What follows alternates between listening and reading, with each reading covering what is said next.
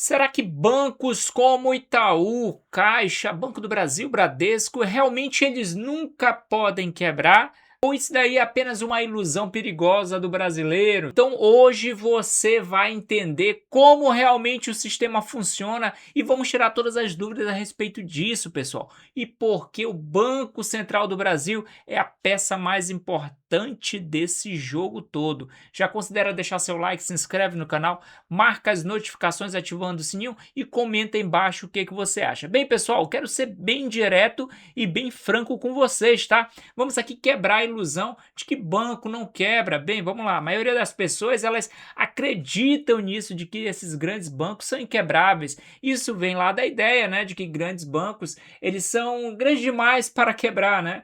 Mas a realidade é outra. Todo banco ele pode quebrar, inclusive gigantes. Na história nós tivemos grandes bancos que já tiveram aí quebradeiras, né? Um risco grande corroeu o mercado e eles acabaram indo à falência, à bancarrota. Então, mas acima de tudo isso, tem um ponto-chave que você precisa entender. O que muda não é se pode quebrar. A pergunta melhor a se fazer é o seguinte: mas o que acontece quando chega perto de quebrar?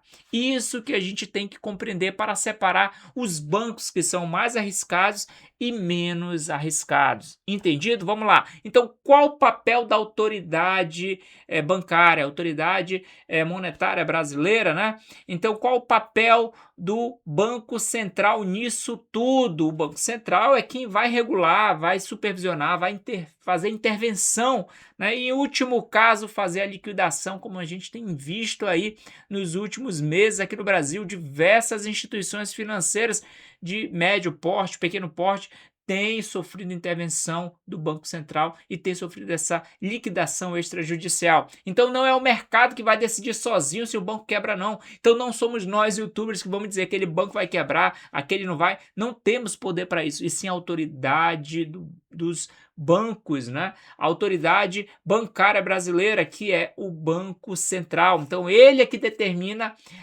quando a situação chega a algum ponto de quebrar ou não, ou de ser liquidada ou não uma instituição. Então ele pode fazer uma intervenção antes do colapso, ele pode forçar a venda, né, ou fusão de uma instituição. Nós tivemos atualmente aí o banco Digimais, que foi aí forçado para ele ser vendido, né?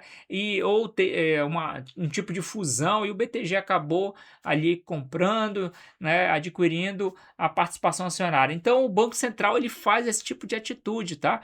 E também procura injetar liquidez de maneira indireta numa instituição que está passando por uma dificuldade, ou decretar liquidação total. Então, ou seja, quebra, ela não é um evento surpresa, você tem que entender isso, tá? Ah, me surpreendeu aqui, o Banco Central vai dizer, não, não existe isso, tá? É um processo monitorado, gente. Então os bancos eles são monitorados, fique ciente disso. E os grandes bancos são monitorados em tempo real.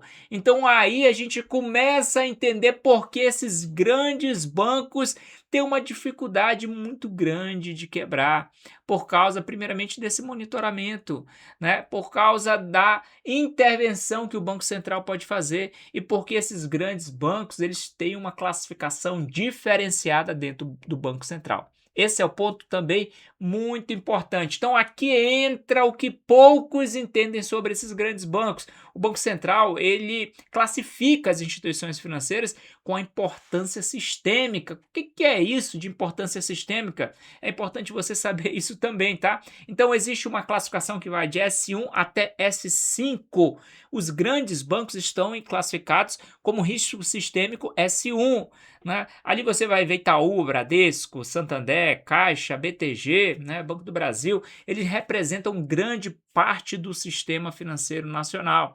Então, se eles estiverem quebrando, gente, né, a economia vai estar em colapso, o país vai estar quebrando, porque eles financiam a dívida pública brasileira, eles compram títulos públicos, né, do país. Então, se um S1 quebrar, é um impacto em toda a economia, é um impacto em todo o sistema, a crise vai ser sistêmica. Então, você acha que o Banco Central e o governo vão deixar um banco desse de S1, de porte S1 quebrar?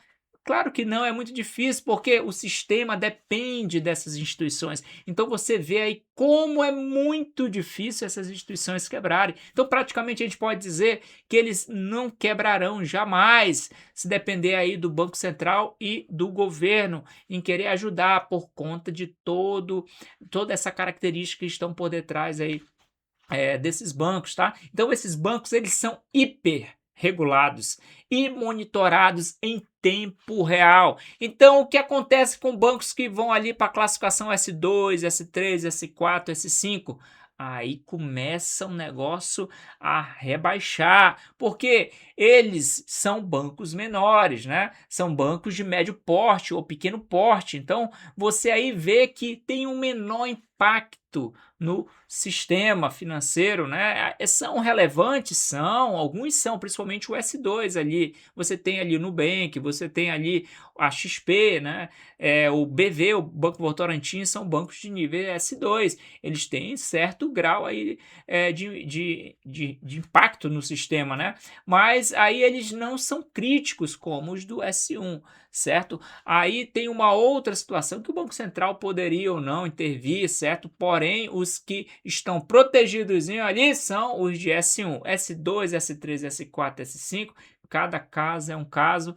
O Banco Central analisaria esses casos e verificaria aí o risco sistêmico deles também. Entendido? Então, ciente disso, você percebe, né, que tem aí um grupo predileto do Bacen, vamos dizer dessa forma, né? Que aquele banco ali, aqueles bancos ali, eles jamais quebrariam. E S2 até S5 são outras questões que precisam ser vistas, né?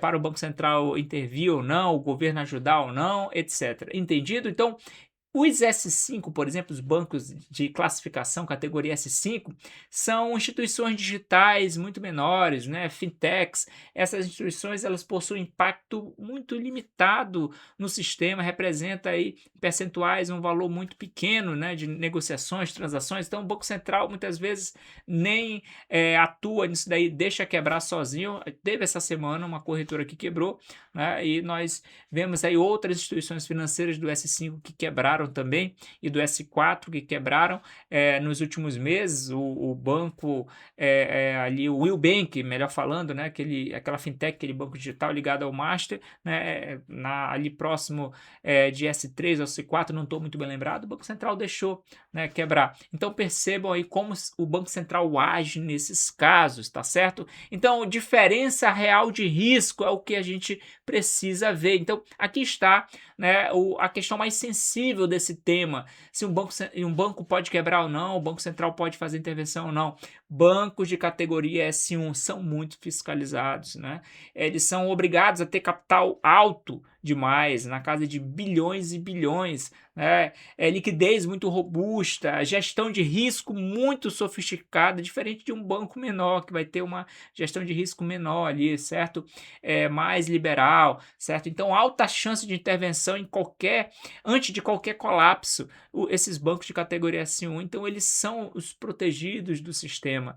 Muito difícil quebrarem, praticamente jamais quebrarão por conta disso. Então, os bancos de pequeno porte, eles têm uma menor exigência, né, por parte do Banco Central, em termos de risco, de análise de risco, porque eles têm um menor impacto sistêmico, né? Então podem ser deixados quebrar com mais facilidade. Então fique esperto nessa situação. Então o que eu posso dizer aqui diretamente para vocês, um banco pequeno pode quebrar sozinho, certo? Um banco grande, pessoal, dificilmente quebraria, tá? Sem intervenção. O Banco Central faria alguma coisa antes e não deixaria quebrar, ou então faria uma intervenção ali para ocorrer uma incorporação de outro banco naquele. Então essa é a dinâmica do negócio, tá? Então o que protege o cliente? Existe o FGC, né, o Fundo Garantidor de Crédito, e ele protege até R$250 mil por instituição, por CPF também, mas atenção, ó, não cobre tudo, cuidado com isso. Ele não é instantâneo e não evita quebra. Por um banco ter FGC, vai evitar quebra? Não, não evita a quebra do banco FGC, só reduz o dano dano aí de perda ao cliente. Entendido? Veja sempre essa separação. Então, o risco que ninguém vê está no ar, tá? Você precisa entender isso. O maior erro é a gente achar aí que o banco grande nunca vai quebrar, né? Achar dessa maneira, né? Que ele não quebra e ponto final, mas também achar que todos têm o mesmo nível de segurança. Então, cuidado com isso, nem todos têm o mesmo nível de segurança. Banco pode quebrar, mas eles têm uma segurança e uma classificação diferenciada no mercado, tá? Então, fintech é diferente de banco tradicional, né? Banco digital é diferente de banco tradicional também, então atente-se a isso. Modelos de negócios são diferentes, a legislação é diferente, né? O sistema ali de risco, compliance é diferente, então é uma dependência maior de mercado, funding, etc. Então, se houver uma crise forte, pensa comigo aí, o que o Banco Central vai fazer? Ele vai salvar primeiro quem? Vocês acham que vai salvar o de S3, S4, S5, né? Ou S2? Não, ele vai salvar primeiro os de S1. Tá? Porque eles compõem ali praticamente a economia. Certo, pessoal? Então, no final não existe banco 100% protegido, 100% seguro, mas existe banco mais monitorado, mais relevante e mais assim protegido pelo sistema bancário financeiro para evitar que ele quebre por conta que ele favorece a economia se movimentar, né? Ele financia a dívida pública, etc. Então, é muito difícil ele quebrar nesse sentido, tá? Então, entender isso, pessoal, vai mudar completamente a forma como o sistema distribui o seu dinheiro, né? Como você distribui o seu dinheiro, melhor falando, no sistema bancário. Então, fique alerta a isso. Então, eu posso aqui fazer a seguinte indagação para você.